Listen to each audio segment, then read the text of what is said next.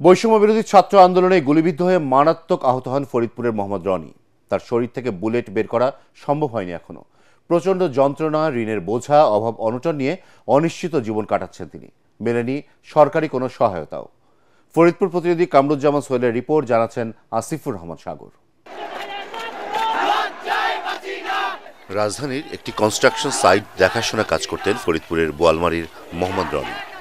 বৈষম্য বিরোধী ছাত্র আন্দোলনের শুরু থেকেই সক্রিয় কর্মী হিসেবে রাজপথে ছিলেন।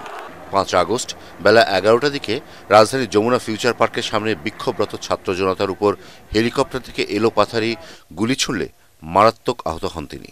গুলিটি তার মুখগহ্বর ছেদ করে মেরুদণ্ডের হাড়ের মধ্যে বিদ্ধ হয়। এতে তার ঠোঁট, সামনের ৮টি দাঁত, জিহ্বা, মেরুদণ্ডের হাড়ের কয়েকটি স্পাইন মারাত্মক ক্ষতিগ্রস্ত হয়। ধার দেনা ও ঋণ করে টানা ৩ মাস রাজধানীর ইউনাইটেড, পপুলার, সিআরপি ও সবশেষ ইবনে সিনা হাসপাতালে চিকিৎসা চলে তার। এর মধ্যে ১৮ দিন পপুলার হাসপাতালের আইসিইউতে নিবিড় পর্যবেক্ষণে ছিলেন তিনি। বর্তমানে টাকার অভাবে চিকিৎসা বন্ধ তার। ফিরে গেছেন ফরিদপুরের বোয়ালমারী উপজেলার দৈত্যেরকাঠি গ্রামের বাড়িতে। ৫ তারিখে সকাল ১১টায় গুলিবিদ্ধ হয়। গুলিটি আমার ঘাড়ে আছে। এই গুলির প্রচন্ড যন্ত্রণায় রাত্রে ঘুমাতে পারি না। রনির কাছে আজও কোনো সরকারি সহায়তা পৌঁছায়নি, খোঁজ নেয়নি সরকারি দপ্তরের কেউ। পরিবারের সদস্যরা রনির চিকিৎসা সেবা ও সংসার চালানো নিয়ে রয়েছেন চরম বিপাকে। দুঃসহ যন্ত্রণা নিয়ে বিছানায় কাতরাচ্ছেন রনি।